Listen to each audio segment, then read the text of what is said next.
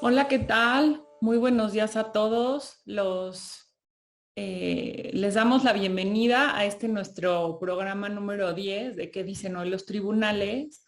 Estamos muy contentos de que nos acompañen y que nos han venido acompañando durante todo este año, no solo en el programa que tenemos en IntelliJury, sino también al blog que semana a semana publicamos, en donde vamos comentando los precedentes y los criterios de jurisprudencia que se publican en el semanario judicial. Sin duda este año, pues debido a la contingencia y al cambio en la labor de los tribunales, como ustedes lo saben y quienes son practicantes, disminuyó la actividad de los tribunales y por lo tanto, conforme ha venido avanzando este año, se han ido publicando cada vez más, pero sí lo que pudimos ver este año, como lo comentábamos Mariana y yo, pues sobre todo fue que al inicio de año eran pocos los precedentes que se iban publicando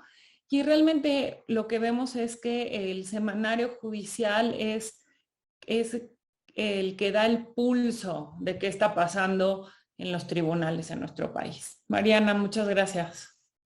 Hola Denise, buenos días a ti y a todos los que nos acompañan. Pues muchas gracias por estar con nosotros en este webinario número 10 en este año y que pues bueno, como saben, nos acompañamos una vez al mes, siendo que este ya es el último webinario del año, que como comentaba Denise, sin duda fue un año diferente, sobre todo en temas de criterios jurisprudenciales, de tesis, con todos estos cambios que tuvimos en cómo se configura la jurisprudencia, todos los criterios que están impulsándose en temas de juicio en línea, sobre COVID-19 y pues en esta ocasión también les traemos tesis al respecto que les van a parecer interesantes y pues con una dinámica un poco diferente, ¿verdad, Denise? Sí, justamente queremos invitarlos a que participen pues de una manera más activa en esta edición. Quien quiera pues realmente hacer una pregunta, no solamente a través del chat, sino abriendo su micrófono, les pedimos que lo marquen en el propio Zoom, que tiene la opción de levantar mano, y nos va a dar mucho gusto que puedan comentarlo y podamos como tener este diálogo con ustedes. Entonces, de esta manera vamos a comenzar con el primer tema. Pues el primer tema que les traemos sin duda es un tema muy sensible. Son los criterios de jurisprudencia que emitió la primera sala de la Suprema Corte de Justicia al conocer del caso de la guardería ABC y de las impugnaciones específicamente efectuadas por el secretario de Consejo de Administración de la guardería, porque pues bueno, se le estaba haciendo responsable por delitos de homicidio y de lesiones. ¿Ok? Entonces, en este primer criterio de jurisprudencia podemos ver que el encargado argumentó que pues él no tenía dentro de sus responsabilidades la obligación de ninguna de las obligaciones, pues bueno, de evitar esta catástrofe. Contrario a lo sostenido por el secretario del Consejo de Administración, la primera sala de la Suprema Corte señaló que dentro de sus obligaciones sí estaban las de obtener todas las autorizaciones de operación para la guardería y que como tenía esa responsabilidad de conocer cómo estaban las condiciones de la guardería, tenía, pues bueno, la obligación de fungir como garante pues de la vida y de los niños que se encontraban dentro. Entonces, pues bueno, la Corte argumentó que el secretario del Consejo de Administración había cometido estos delitos por omisión. Jurídicamente se conoce como comisión por omisión y pues bueno, esto porque él se encontraba obligado de evitar la lesión a esos bienes, ¿ok? Esto se debe a que estaba obligado, pues como les comentaba, a gestionar la autorización de la guardería para operar, por lo que tenía conocimiento de las condiciones del inmueble, y esto le puso en una condición de garante, ¿ok? Y garante para cumplir los estándares de seguridad exigidos, pues por la ley, ¿no? Entonces aquí se encontraba en una inobservancia de un deber específico de impedir las consecuencias hacia las víctimas. Y pues bueno, esto es punible únicamente cuando en el proceso penal se acredita que el imputado era garante de los bienes jurídicos afectados y que, conociendo la situación de riesgo, incumplió su deber de protección. La situación de garante se da por un vínculo normativo que convierte a la persona en protectora de los bienes jurídicos, como en este caso el secretario del Consejo de Administración, al promover todas las gestiones para obtener las autorizaciones de operación de la guardería, pues bueno, era claro que conocía los estándares que existían al interior de la misma.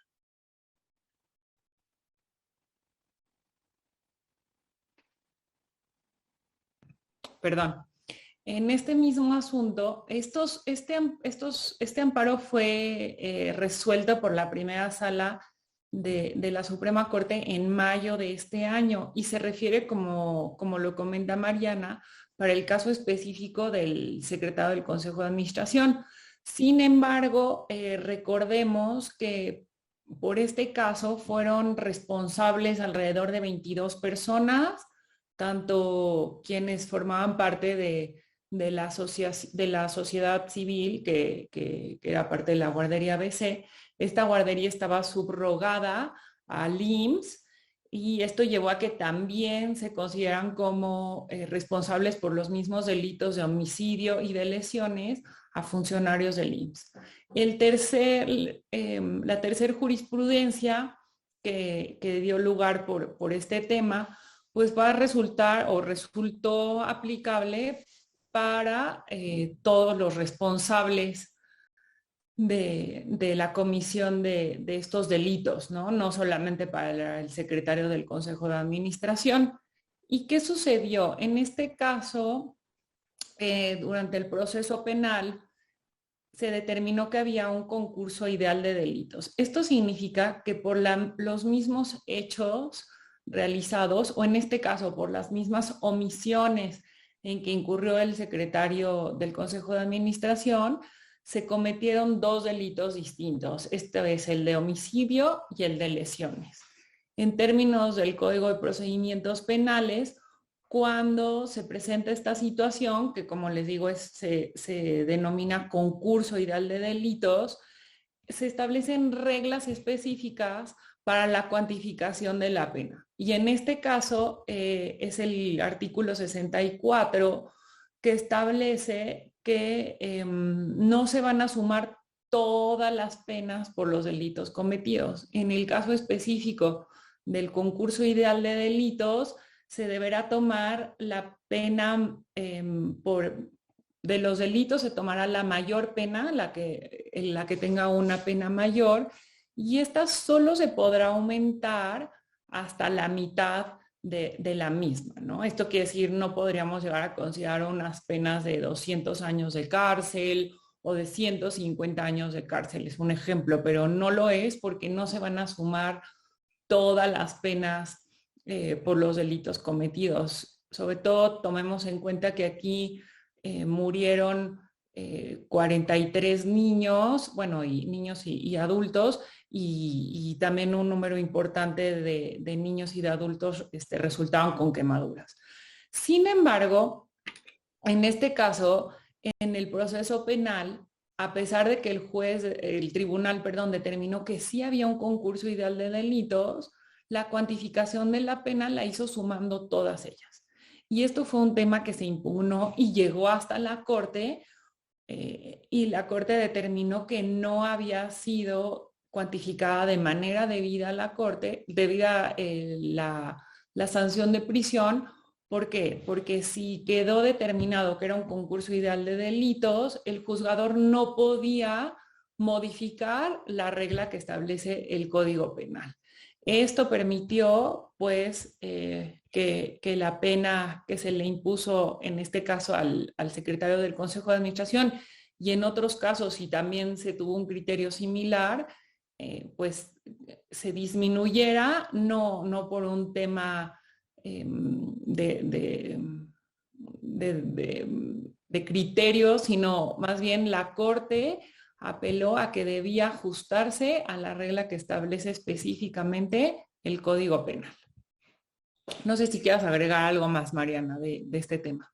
Sí, pues nada más comentarles que, pues bueno, es un criterio interesante porque si, bueno, como funcionario o bien este encargado, ¿no? El secretario del Consejo de Administración, únicamente nos basábamos en las obligaciones o en las atribuciones que tenía específicamente, pues bueno, tal cual no hubiéramos llegado a estas consecuencias jurídicas. Pero lo que estamos viendo aquí es que la primera sala de la Corte está protegiendo pues las vidas de los niños dentro de la guardería ABC y haciendo responsable a estas personas con base en este criterio de garante, ¿no? Que lo podemos ir obteniendo con base en muchas responsabilidades, atribuciones, pero que no está tal cual escrito. Entonces, pues bueno, sin duda es un criterio interesante pensando en cómo podría ser aplicado a otros tipos de delitos y de responsabilidades. Sí, justamente, Mariana, como en este caso, en que la comisión del delito se atribuyó a las personas que formaban parte de la asociación o de la sociedad, ¿no? De la guardería ABC. Entonces, si nos salimos de este tema que fue muy doloroso y que socialmente, pues, muy reprobable, puede llegar a tener un impacto importante en el caso de empresas o de sociedades cuando se determine la responsabilidad social, perdón, la responsabilidad penal cuando esté por medio una persona moral. Voy a seguir con el siguiente tema y este tiene relación con el bloqueo de cuentas bancarias. Sin duda, también en la semana pasada, la UIF fue parte de las noticias, ¿no? Bueno, ya desde unas semanas atrás, con la renuncia del titular de la UIF, y vemos que si bien la regulación que permite el bloqueo de cuentas bancarias tiene su fundamento en la prevención del lavado de dinero, hemos tenido como estos picos, ¿no? En los últimos meses, cuando vemos que se bloquean cuentas de pronto vemos menos actividad por parte de las autoridades en este tema. Ahorita recientemente volvimos a ver esta solicitud de información que hizo la UIF ya con su nuevo titular sobre las cuentas de funcionarios y exfuncionarios. Sin duda es un tema importante que a veces no creemos que nos puede llegar a pasar porque pensamos que esto se limita, por ejemplo, a funcionarios públicos o a grandes problemas de corrupción, pero también se da el caso en que personas físicas o empresas pequeñas se ven en esta situación de que el banco les bloquea sus cuentas bancarias, ¿no? Entonces, aquí queremos comentar dos asuntos. Uno sí es una tesis aislada de colegiados en el que un banco realizó el bloqueo de cuentas bancarias, por supuesto que a solicitud de la Unidad de Inteligencia Financiera, que su acrónimo es WIF, y presenta juicio de amparo, pide la suspensión para que se libere los fondos durante la tramitación del amparo y se le otorga la suspensión, incluso definitiva, para que se liberen estos fondos y la UIF envía esta orden al banco para que se liberen los recursos en cumplimiento a la suspensión, pero el banco no los libera. Entonces, pues la persona, el quejoso, va al colegiado en el sentido de decir no se está cumpliendo debidamente la suspensión, porque a pesar que la UIF emitió esta orden, los recursos siguen bloqueados. Ya en la redacción de la tesis encontramos que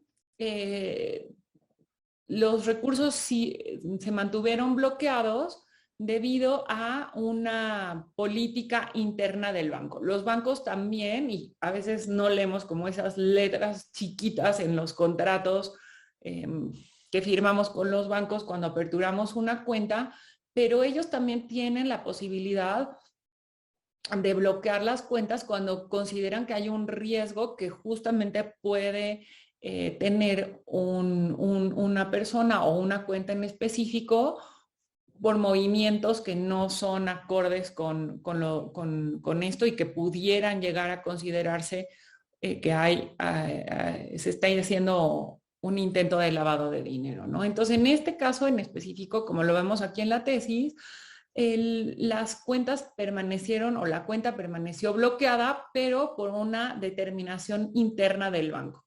Finalmente, el criterio del tribunal colegiado fue en el sentido de considerar que la suspensión había sido debidamente cumplida desde el momento en que la UIF había ordenado o solicitado al banco que se liberaran las cuentas y que el otorgamiento de esta suspensión no abarcaba el bloqueo realizado específicamente o ya por el banco. Entonces, esto nos lleva a un cuestionamiento que lo platicábamos Mariana y yo, que en este caso, ¿qué tendría que o qué podría ser el particular que se encuentra en esta situación? ¿Podría tenerse por autoridad para efectos del amparo, por ejemplo, a un banco que realiza este bloqueo de cuentas? Creo que es un tema interesante, lo dejamos sobre la mesa para reflexionar, pero si vemos los efectos que tiene esta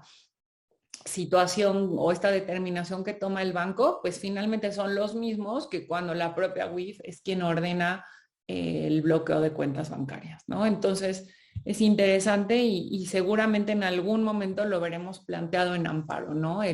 La promoción de un amparo en contra de una institución de crédito por este tema de bloqueo de cuentas. El segundo asunto relacionado con este tema es un amparo que llegó a la Corte y de hecho no está publicado un precedente o ni siquiera la sentencia, sino simplemente estos comunicados que publica la Suprema Corte. Y aquí es importante considerar que este procedimiento para que se lleve a cabo el bloqueo de cuentas está previsto en el artículo 115 de la Ley de Instituciones de Crédito y como resultado de este procedimiento se dicta una resolución.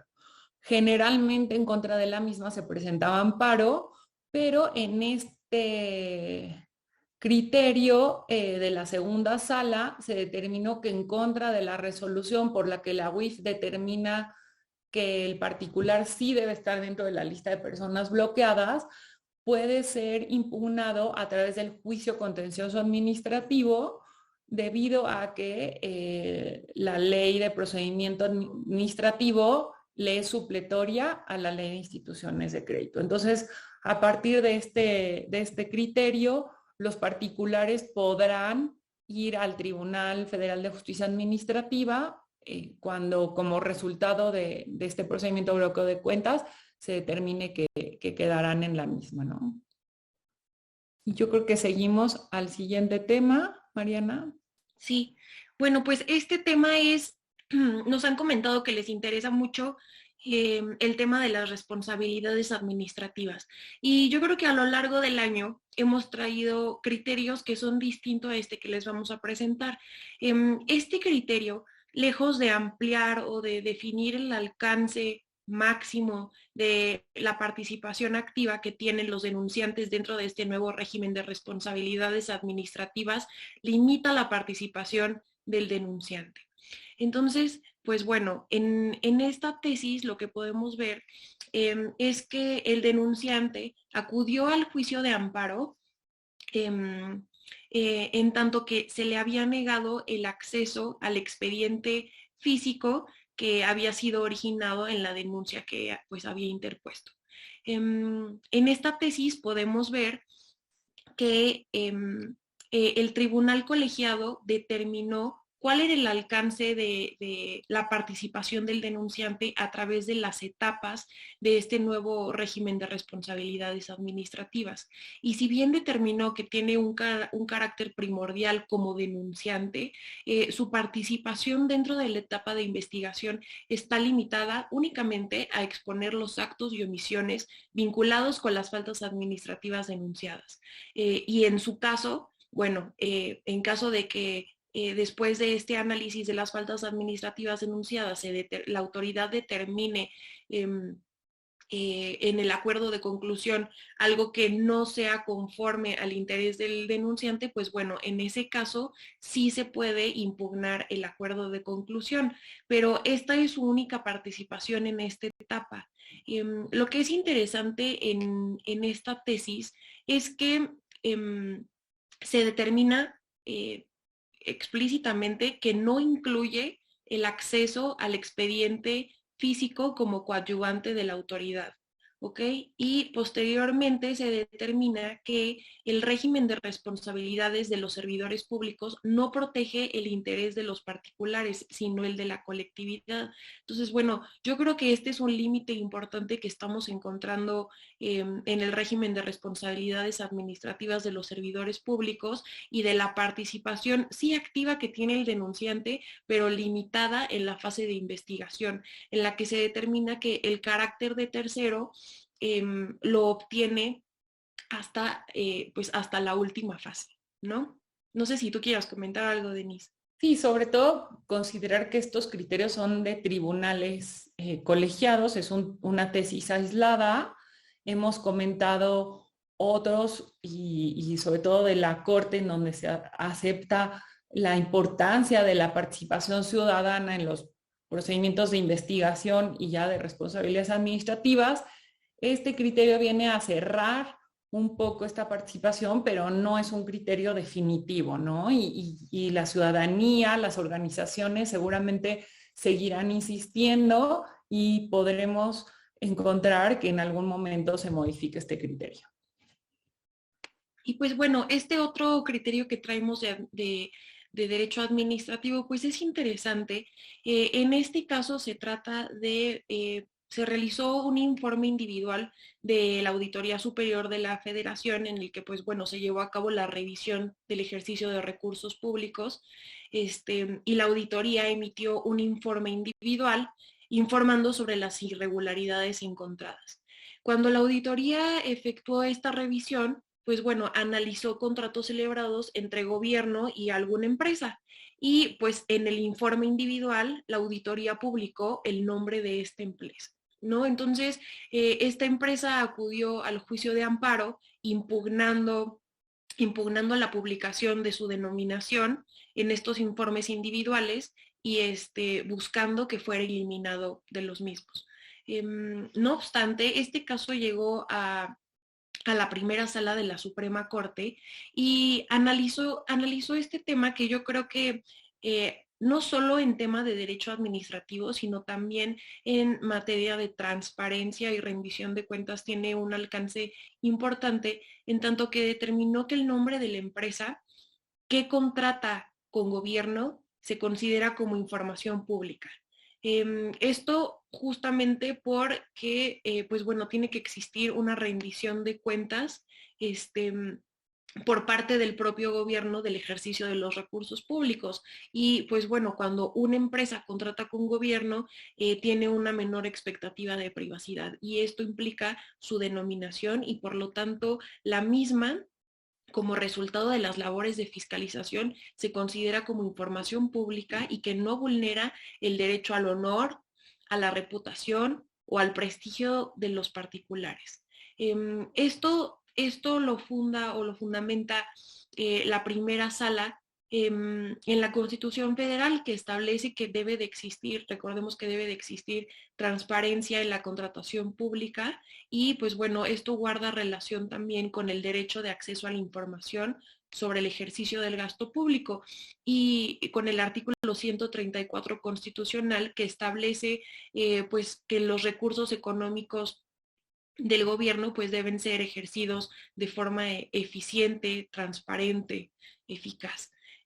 Pues esta tesis a mí en lo particular me suena bastante para el tema de transparencia, en donde cuando se busca la rendición de cuentas pues de los sujetos obligados en esta materia, que son pues los entes gubernamentales y aquellos que reciben recursos públicos, pues es difícil esta rendición de cuentas y yo creo que este criterio de la primera sala de la Suprema Corte puede, puede ser, la verdad, algo muy bueno en esta materia de transparencia que impulse la rendición de cuentas y que impulse también este velo que se tiene con todos aquellos empresarios o personas físicas, tanto personas físicas como personas morales, que contraten con gobierno respecto a que se abra este canal y pues bueno, se abra la rendición de cuentas. Sí, efectivamente, Mariana. O sea, como tú lo dices, no solamente es un criterio que puede ser aplicado en la etapa de fiscalización. Recuerden bueno, primero es el ejercicio de los recursos públicos y la fiscalización viene después, ¿no? Y la realizan los órganos internos de control de las entidades públicas, pero también de manera autónoma la Auditoría Superior de la Federación. Pero los planteamientos de la primera sala en cuanto a la protección que recibe el nombre de una empresa, no, también y tienen el alcance para poder ser utilizados estos dos criterios. Por ejemplo, en el caso de una solicitud de acceso a la información, por ejemplo, que se piden información sobre los contratos entre una empresa y el gobierno. O sea, en el momento en el que el gobierno está contratando algo, eh, tiene que haber una mayor transparencia por lo que hace a la información de las empresas o los particulares que reciben esos recursos públicos, porque la garantía de transparencia va en función de los recursos públicos, no de los sujetos que están participando en ellas, ¿no? Entonces, esto es importante. Por otra parte, sabemos que recientemente la Corte también resolvió pues en contra de la transparencia, por lo que hace a la información, por ejemplo, relacionada con las vacunas y esto bajo el argumento de seguridad nacional, que vemos que este tema de seguridad nacional pues es como ese muro que se está poniendo no en muchas materias, o sea, no solamente en este tema de las vacunas, como para decir aquí definitivamente no van a poder entrar, ¿no? Pero cuando no estemos en este supuesto de seguridad nacional, tenemos que tener la conciencia de que hay una transparencia abierta, reforzada y protegida constitucionalmente. Sí, es correcto. Y ya nada más para terminar, pues bueno, esto tiene base en el artículo sexto de la Constitución Federal, en el que si recordamos en el artículo sexto apartado A, primer inciso, bueno, fracción primera, dice toda la información en posesión de cualquier,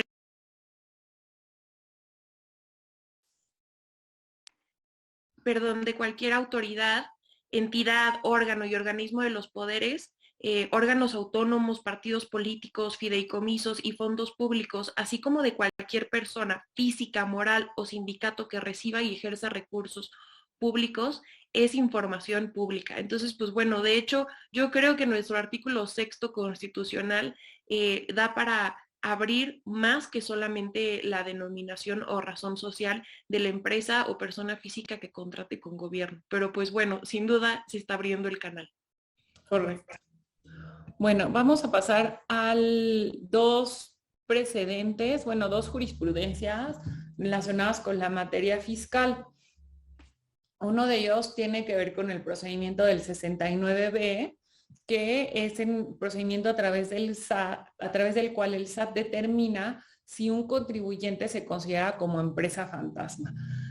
Como sabemos, el artículo 69 del código establece un procedimiento que debe seguirse para otorgarle la garantía de audiencia, esto es la posibilidad de aportar pruebas al particular y que determine si realmente las operaciones por las cuales emitió CFDIs o comprobantes fiscales sí fueron realizadas, ¿no? Si los bienes que se supone fueron vendidos sí lo fueron, y si se trata de prestación de servicios, pues que estos realmente hubiesen ocurrido.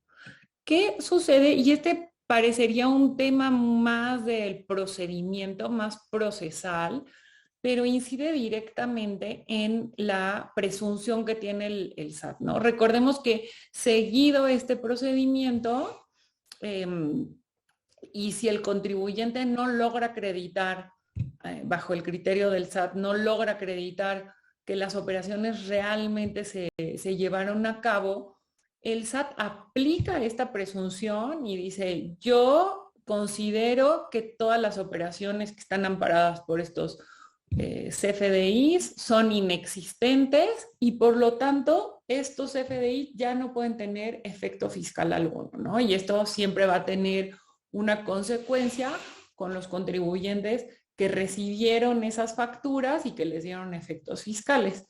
Y también tendrán consecuencias a ambos, ¿no? Al EFO y al EDO, esto es a la empresa que factura y a la empresa que deduce, porque llega a consecuencias en materia penal.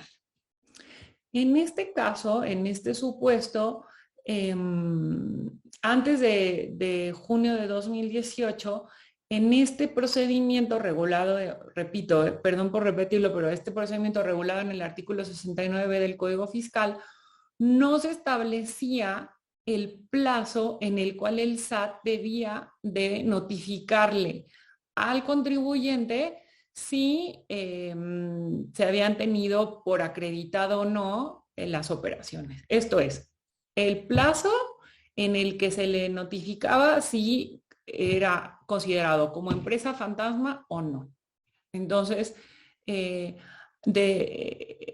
había perdón, dije que no tenía un plazo, pero tenía un plazo distinto al que tiene actualmente, perdóname por el error. Pero el punto importante es que en este supuesto, en el plazo que era mucho menor, antes de junio de 2018, el SAT notificó al particular la resolución de tenerlo como empresa fantasma después de este plazo.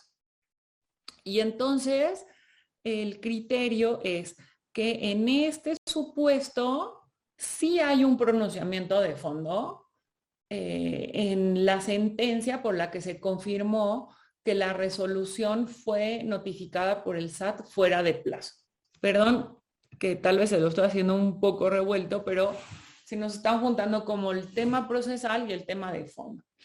Entonces, si el SAT le notificó al particular la resolución de tenerlo como empresa fantasma fuera del plazo, la consecuencia es que queda sin efectos esta determinación de tenerlo por empresa fantasma porque fue notificado fuera del plazo. En este asunto, esto se llevó ante el Tribunal Federal de Justicia Administrativa y el tribunal declaró la nulidad de la resolución que tuvo como empresa fantasma a un particular, ¿no? Y la intención del SAT fue presentar recurso de revisión fiscal ante un tribunal colegiado de circuito para defender el hecho de que el contribuyente ya no quedaba como empresa fantasma por la nulidad dictada por el tribunal.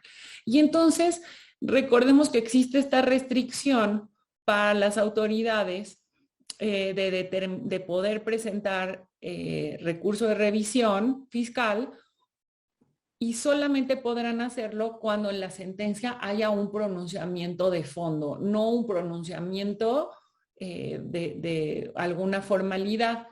Lo importante o aquí como el salto que se da y que hace la segunda sala es al resolver que en el momento en el que la resolución quedó sin efectos, esto implicó que el SAT también quedaba sin efectos la posibilidad de que el SAT aplicara la presunción de empresa fantasma o la presunción de inexistencia de operaciones.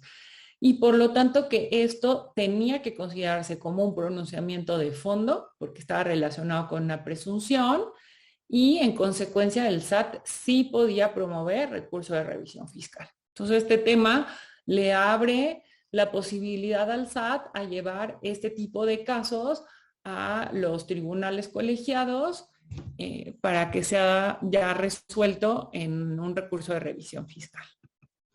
El segundo asunto tiene que ver con la determinación de cuál es la tasa que tiene que aplicarse a una actividad, la tasa del IVA. Recordemos que hay algunas actividades que están grabadas con tasa cero y otras con la tasa del 16%, ¿no? En este caso, se trataba de un contrato de prestación de servicios, pero en la redacción del contrato se tenía una denominación distinta, ¿no? Y entonces el punto o lo que determinan en este caso los plenos de circuito es que cuando se trate de una actividad no se podrá determinar cuál es realmente la actividad que se está realizando por la denominación del contrato, sino realmente por las actividades que están llevando a cabo los contribuyentes como resultado de este contrato, ¿no? Entonces, en este caso, la conclusión fue que de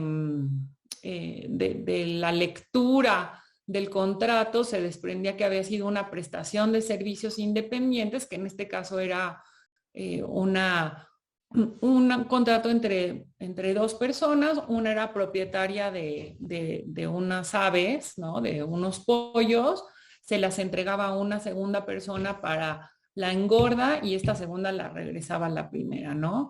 Entonces, se quiso presentar como si fueran actividades de compra y venta o de enajenación de animales, y lo que se determinó en este asunto es que pues realmente no podía considerarse como una enajenación de animales, sino que realmente había una prestación de servicios que daba la segunda persona, que era como este servicio de engorda, ¿no?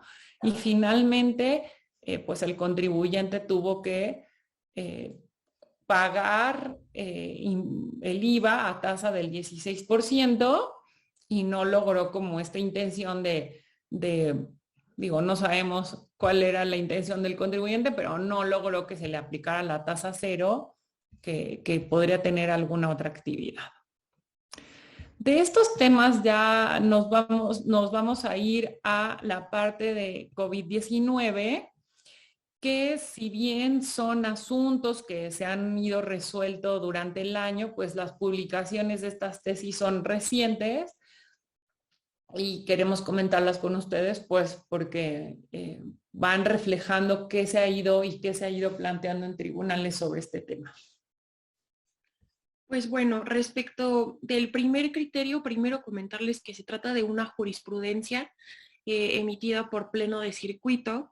Y en este caso es muy interesante porque hemos visto a lo largo del año que existen diversos criterios con opiniones distintas respecto de si Pemex, el IMSS, el ISSSTE, pueden considerarse como autoridades responsables para efectos del juicio de amparo respecto de, pues bueno, todos estos acontecimientos derivados de la pandemia y de la falta de acatamiento por parte de estos patrones cuando sus trabajadores están en una situación de vulnerabilidad y pues requieren ausentarse del trabajo pues dentro del centro de trabajo y pues bueno, trabajar a distancia. En este caso ya tenemos una jurisprudencia, entonces pues bueno, sí tiene una relevancia mayor, un peso mayor, y en este caso lo que sucedió es que se determinó que los patrones que desatienden normas sobre COVID-19 son considerados como autoridades responsables equiparadas en el juicio de amparo. Y pues bueno, esto es sumamente interesante porque esto únicamente aplica, bueno, al menos en este criterio jurisprudencial, cuando estas autoridades desatienden la normatividad establecida, ya sea en mandatos administrativos o las recomendaciones de la Organización Mundial de la Salud para combatir el COVID y pues bueno, niegan o impiden que sus trabajadores vulnerables se ausenten del centro de trabajo en el contexto de la pandemia.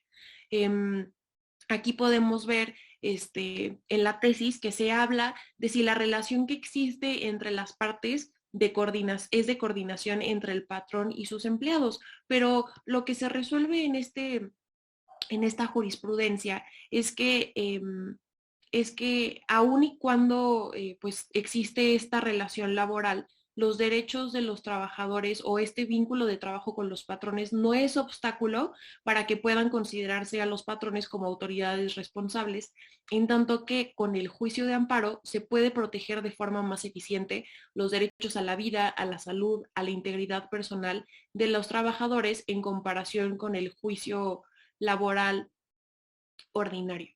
Entonces, pues bueno, aquí lo que comentábamos Denise y yo sobre este criterio es que refieren a entidades patronales, ¿no?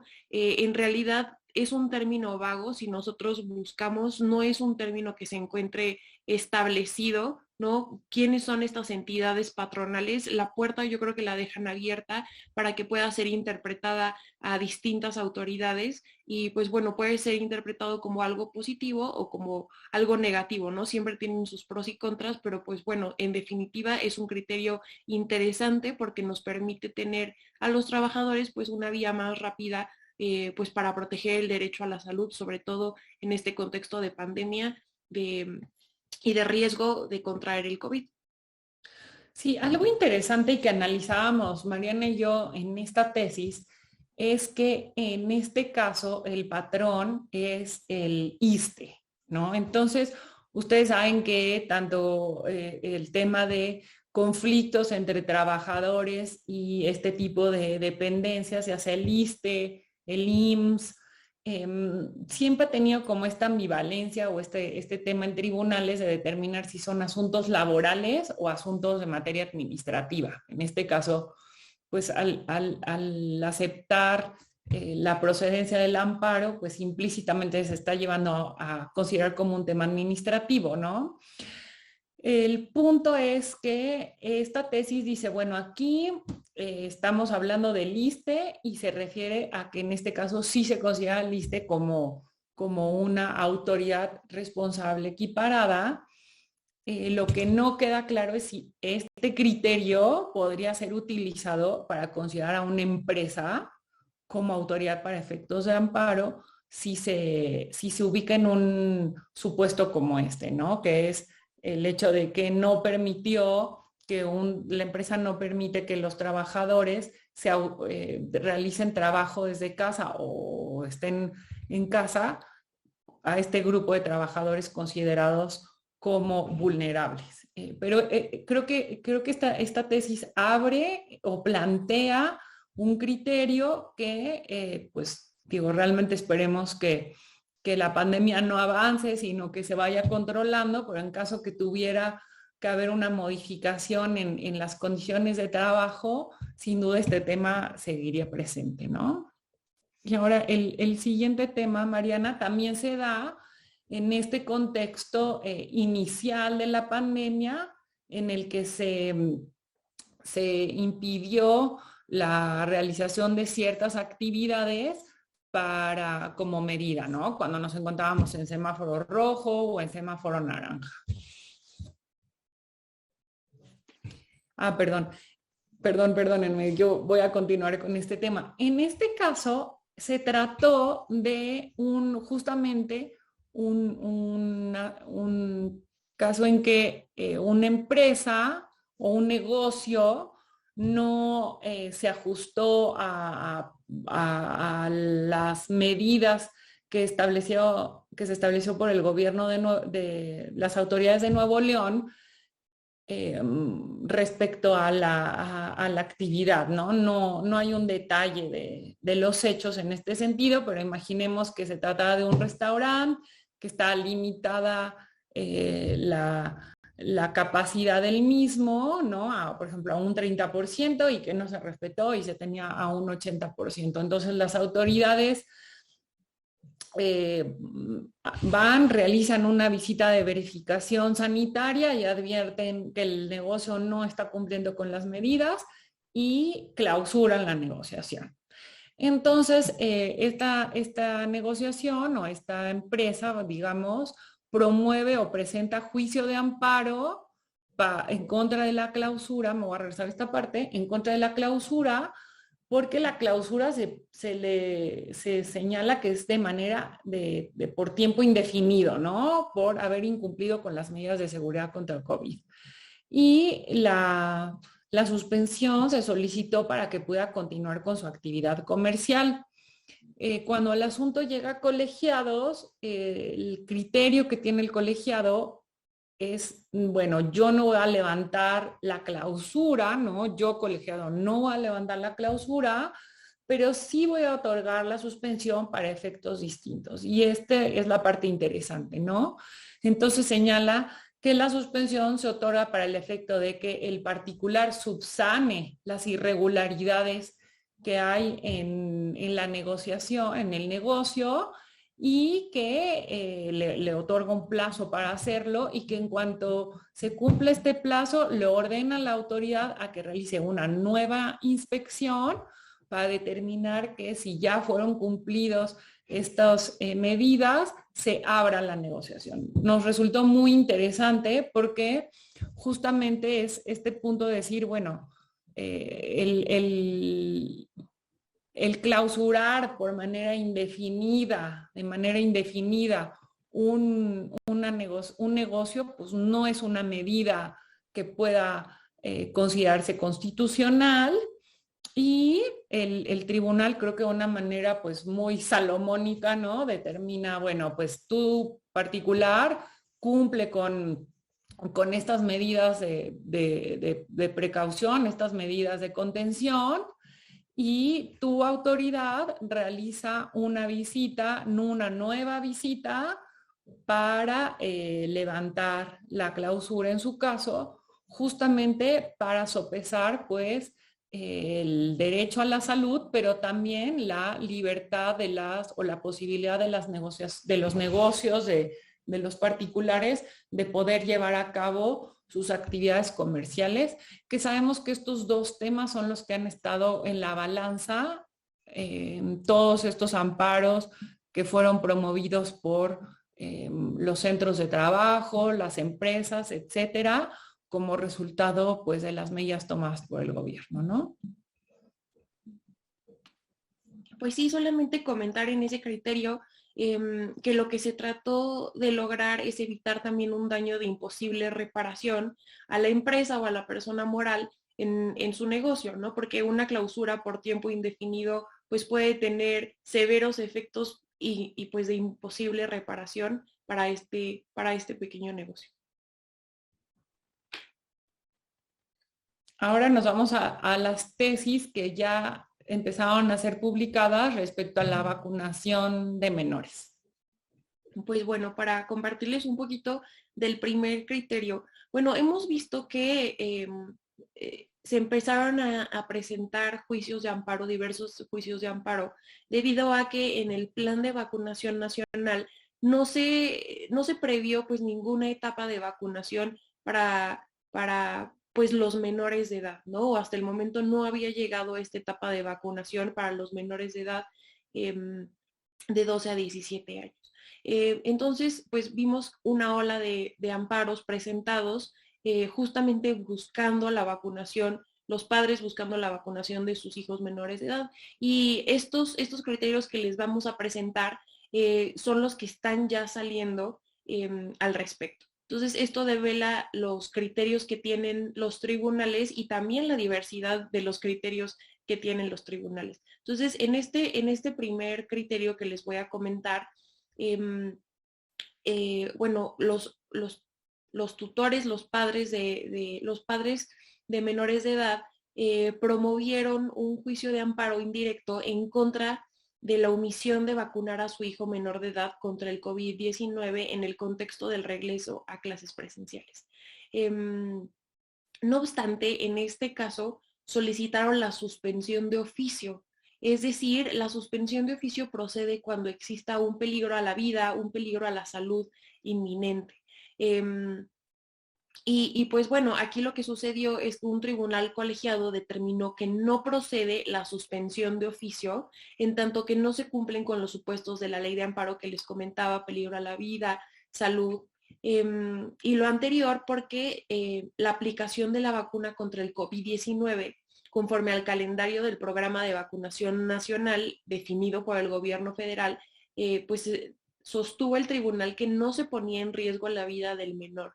En este juicio determinaron que el menor por el que se estaba acudiendo al juicio de amparo no tenía una condición de salud que lo pusiera en un riesgo distinto o mayor por el que se ameritara la vacuna. Entonces, pues bueno, es interesante porque en este criterio justo analizan la política nacional de vacunación contra el COVID-19. Y señalan que, pues bueno, el que no esté previsto dentro de estas etapas no constituye un acto que importe peligro de privación a la vida, puesto que existe un programa de vacunación para prevenir y controlar la actual pandemia por COVID-19. Entonces, pues bueno, aquí el tribunal colegiado se apega al esquema de vacunación y pues dice que se tendrá que esperar a la fecha asignada conforme a su edad en el momento que esto se determine. Justamente, y aquí lo ven como en esta parte de este bloque que nos cuestionábamos, ¿no? Bueno, aquí el planteamiento en amparo fue como suspensión de oficio, pero ¿qué pasa con la suspensión a petición de parte que establece otros requisitos en la ley de amparo? Este criterio no se refiere a la suspensión a petición de parte, simplemente dice no lo considero como una suspensión de oficio y ahí queda el tema, ¿no? Como ustedes saben, fue un número importante de amparos que se presentaron y también el criterio que ha habido en juzgados y en tribunales colegiados ha sido distinto, algunos otorgando la suspensión, otros no. Definitivamente hubo un número importante de menores y de adolescentes que recibieron las vacunas gracias a la promoción de los amparos, pero lo que sí sabemos, la tendencia que sabemos ahorita es casi que en colegiados están pues ya revocando las suspensiones que otorgan los jueces, los que todavía las otorgan.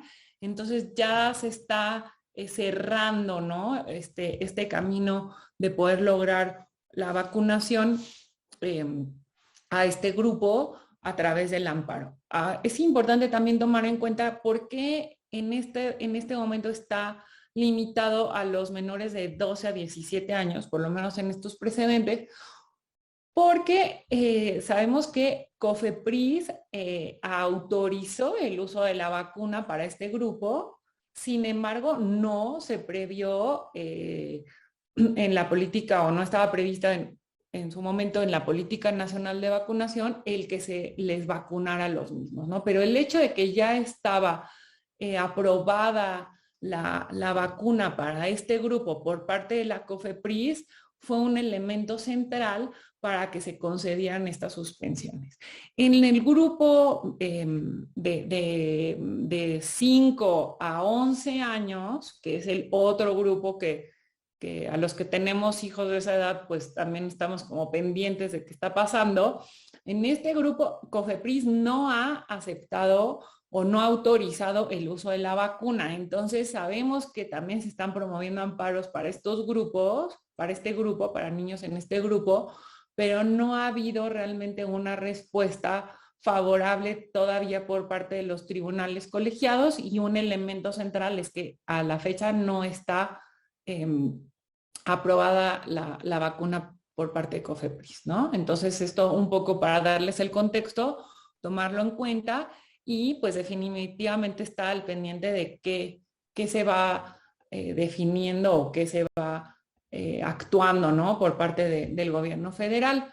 Ahora, el viernes pasado se publicaron 3 tesis aisladas de un colegiado en el que sí se aceptó que se podía otorgar la suspensión para vacunar a menores de 12 a 17 años, ¿no? Un elemento o algo creo que fue también un hecho importante fue que se anunció por parte de la SEP el regreso a clases, ¿no? En este ciclo escolar y a partir de este hecho, el regreso a clases fue que se volvió a abrir el tema y en estos criterios, en estas tesis aisladas, el colegiado determinó que sí había un riesgo o peligro a la vida y derecho a la salud y que no estaba justificado que a este grupo no se les vacunara, ¿no? Entonces, es importante considerar que existen estos dos criterios y finalmente no ha llegado a la corte, entonces ya los planteamientos de manera práctica pues dependerán ahora sí que es un tema de suerte, ¿no? De en qué criterio, en qué colegiado llegan estos asuntos. Y vamos a concluir con el tema de la Ley General de Educación, Mariana. Pues bueno, comentarles brevemente que lo que hemos visto, sobre todo con estos nueva forma de crear jurisprudencia por precedente obligatorio, es que cuando la Suprema Corte conoce de un tema como por ejemplo que se tratan de impugnaciones en contra de la Ley General de Educación, publicada en septiembre de 2019, si se logra pues la votación requerida para formar un precedente obligatorio, entonces existen varias partes de la propia sentencia que constituyen jurisprudencia.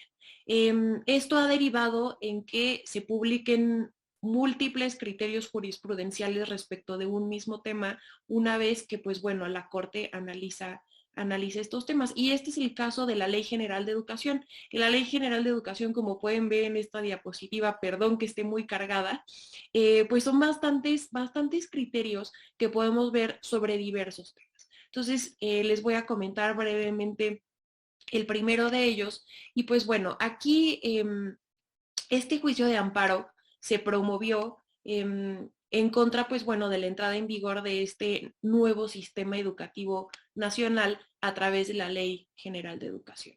En este criterio se determinó la primera sala de la Corte, la segunda sala, perdónenme, determinó que el sistema educativo nacional se integra por los bienes muebles, inmuebles e instalaciones de los planteles educativos y privados. Y pues bueno, esto parece algo trascendente sin duda, porque si bien está creando un sistema nacional, pues bueno, está integrando no solamente pues a las escuelas como un ente no tan aterrizado hacia las propiedades, ¿no? Y pues aquí pareciera ser que sí. En este criterio, la segunda sala determinó que el Estado tiene la rectoría de la educación y debe garantizar que los materiales didácticos y la infraestructura educativa sean idóneas para la educación y que pues bueno, los particulares deben de cumplir con la normatividad en sus planteles educativos sin que ello implique una privación a sus derechos de propiedad, uso, disfruto o disposición.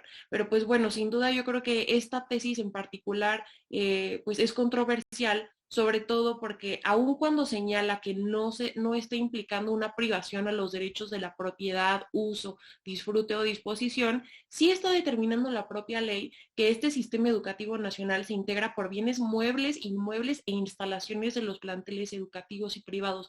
Y yo creo que esto va más allá de determinar cuáles son los materiales didácticos, ¿no? Y de esta supervisión de la infraestructura educativa, sin duda es un criterio peligroso, ¿no, Denise? Sí, o sea, justamente aquí el punto es que el sistema educativo nacional lo integran no solo las escuelas públicas, sino también las escuelas privadas, ¿no? Y aquí este amparo fue promovido por una escuela privada y hubo muchos otros amparos que se promovieron, pero este es el criterio que seguirá y la suerte que seguirán todos estos amparos. Y pues un punto es que si al considerar que este sistema educativo nacional incluye también los bienes muebles e inmuebles de las escuelas privadas, Entonces es abrir una puerta a un mayor control respecto de las mismas, ¿no? Por parte del gobierno. El segundo tema que se impugnó fue esta facultad que se le dio a la SEP de emitir lineamientos. Sabemos que la SEP lo emite, pero en esta ley pues se le otorga un mayor facultades mucho más abiertas y en ciertos casos pues hasta caen en lo discrecional para los temas que pueden ser regulados por la SEP, pero finalmente la segunda sala avala y dice, pues la SEP sí puede emitir estos lineamientos y no hay ningún problema con esta facultad. Y pues bueno, el siguiente criterio que vemos es interesante porque habla de las visitas de verificación que podrán llevarse a cabo en estos planteles públicos y privados de educación. Y la finalidad de estas visitas de verificación es revisar si los planteles educativos cumplen con las condiciones de seguridad y eficiencia. Y dentro de estas visitas tienen la facultad las autoridades de entrevistar a directivos y personal de los colegios y tomarles fotografías y videograbación sin transgredir su derecho a la protección de datos personales. Lo curioso aquí es que sí se permite también la entrevista a alumnos menores de edad para conocer el desempeño de la escuela y pues bueno, permitir su participación. Esto pues bueno, sin duda puede sonar pues intrusivo. fuerte, bastante intrusivo, sobre todo porque se trata de menores de edad, pero sí estableció la segunda sala que debe de constar esta necesidad de entrevistar a los menores de edad, debe de estar establecido desde la orden de visita, debe de notificarse de forma previa a la escuela visitada para que puedan pues garantizarse los derechos de los menores y que pues estos estén acompañados por sus padres o tutores. Pero pues bueno, esto sin duda plantea preguntas interesantes porque pues aun cuando sea una visita de verificación, si no se encuentran los padres de esos menores de edad, estos podrán ser entrevistados y pues cuáles serán las implicaciones que ello tenga en los derechos de los menores y si en algún dado momento pues eso puede conllevar a la presentación de juicios de amparo. Así es.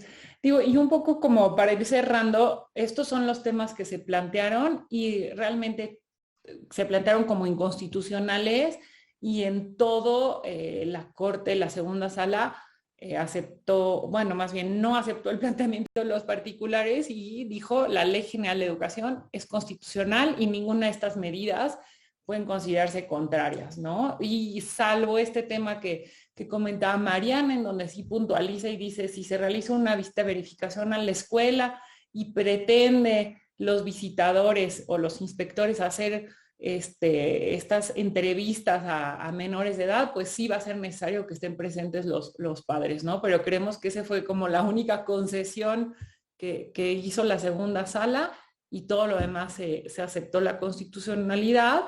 Se permitió en esta ley que si en la práctica de las visitas se advierte alguna irregularidad, los visitadores pueden imponer medidas correctivas y precautorias. Sabemos que esto ya existe, ¿no? O sea, sabemos que la se puede clausurar una escuela, puede cerrarla, todo esto. El punto con esta nueva ley es que queda muy abierta los supuestos en los que se puede imponer estas medidas correctivas, pero al criterio de la segunda sala, esto no es inconstitucional. Y también lo que vemos en este cúmulo de tesis es que también hay, bueno, yo particularmente pude percibir que se hace un voto por la constitucionalidad de la ley y incluso hay en algunos apartados como justo en este que comentaba Denise de la procedencia de las medidas precautorias que se refiere a un marco de aplicación definido cuando pues no son claros estos supuestos de procedencia, ¿no? Entonces hay una intención por parte de la Corte de salvar la constitucionalidad de esta ley, yo creo que sí la hay y sí se solventan varias cuestiones que habían quedado indefinidas por salvar esta constitucionalidad. Y pues bueno, en el otro criterio brevemente les comento que se establece la constitucionalidad de la obligación que tienen los planteles educativos de prohibir la venta pues, de cualquier artículo que no sea relacionado con la educación. Igual en aplicación práctica se nos ocurría, comentando lo de Denise y yo, que pues pueden ser incluso uniformes, podrían ser de los alumnos, ¿no? A las mujeres luego que nos obligaban a llevar como una dona en el cabello del colegio, la chamarra del colegio, zapatos, tenis, pues bueno, habrá que ver si estos artículos podrán seguir vendiéndose, porque sí estamos ante una prohibición de todos los bienes o servicios que sean ajenos al proceso educativo, a excepción de los alimentos. Así es. Otro tema que se impugnó fue esta prohibición de aumentar colegiaturas. Digo, no es una prohibición absoluta, pero sí se establece que no, ciertas limitaciones, ¿no? Por ejemplo, tiene que anunciarse al inicio de curso y no se pueden aumentar las colegiaturas durante el curso escolar, ¿no? Digo, entendemos, y esto para los padres puede ser un tema de beneficio, pero el punto es hasta dónde está queriendo regular el Estado la educación privada. Y en este mismo sentido, este último criterio que les traemos es la obligación de las escuelas privadas de otorgar becas. Esta obligación es para otorgar becas al menos al 5% del total de los alumnos inscritos en cada programa de estudios, y pues bueno, la ley no determina cómo debe de ser esta beca. Debe ser total, debe de ser parcial, no hay una determinación del porcentaje que deberá de ser becado a los alumnos. Entonces pues también aquí tenemos incertidumbre, pero lo bueno es que sí se deja un margen de acción amplio para que las escuelas puedan determinarlo también conforme a sus posibilidades, y se determina que esta obligación no es un tributo, no es un impuesto, sino que es parte de una política pública implementada por el Estado como rectora de la educación, para contribuir a satisfacer el derecho humano a la educación. Bueno, pues con esto terminamos. Les damos muchas gracias por habernos acompañado. Esperamos que tengan pues un muy feliz fin de año y pues nos vemos el próximo año con todo gusto. El blog nosotros lo vamos a seguir publicando en lo que queda de este mes, y en el programa nos vemos en enero. Mariana. Sí, pues muchísimas gracias por acompañarnos, por escucharnos. Yo creo que ha sido un año de mucho aprendizaje, al menos para nosotras. Esperamos que les haya servido este blog, esperamos que hayan podido aprender lo que también nosotras estamos aprendiendo y compartiéndoselos. Y pues bueno, yo creo que el próximo año, dentro de nuestros deseos de año nuevo, hay que seguir actualizándonos, hay que seguir sabiendo cuáles son los criterios de los tribunales, y pues bueno, que tengan un feliz año nuevo y feliz Navidad. Y muchas gracias por todos sus mensajes. Hasta luego. Hasta luego.